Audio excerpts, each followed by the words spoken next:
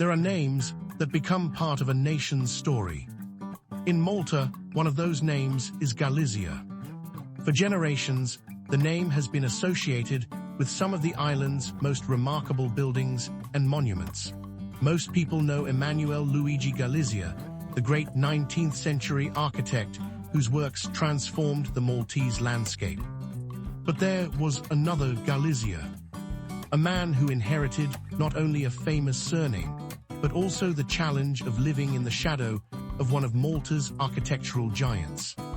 His name was Godwin Galizia, and although history has often overlooked him, his buildings continue to stand as silent witnesses to his talent, vision, and dedication. Godwin Galizia was born in Valletta in 1880.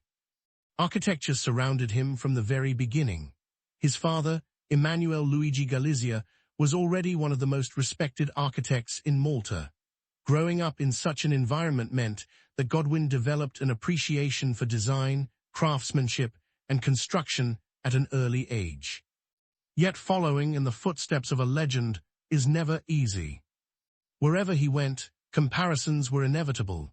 Every drawing, every project, every achievement would be measured against the extraordinary legacy of his father.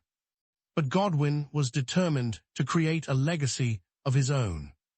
As Malta entered the 20th century, the islands were changing rapidly.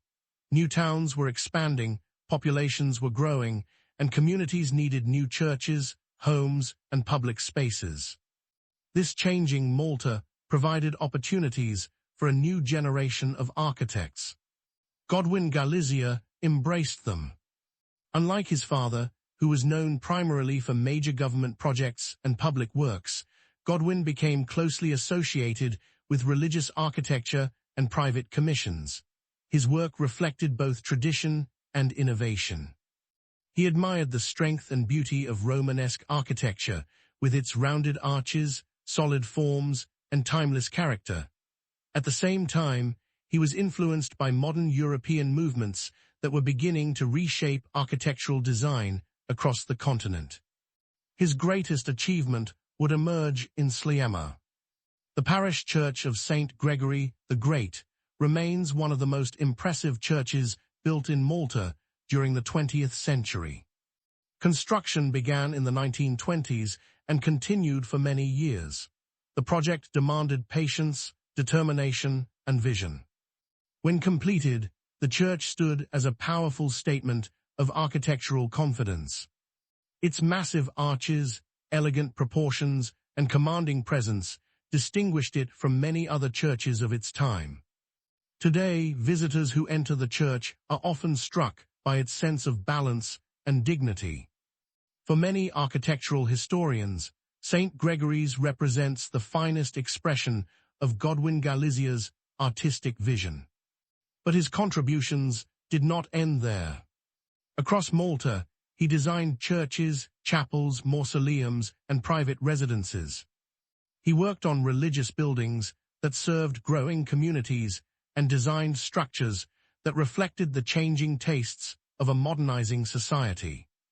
Among his most fascinating works were elegant villas that displayed the influence of Art Nouveau, a style characterized by flowing lines, decorative details, and a sense of artistic freedom.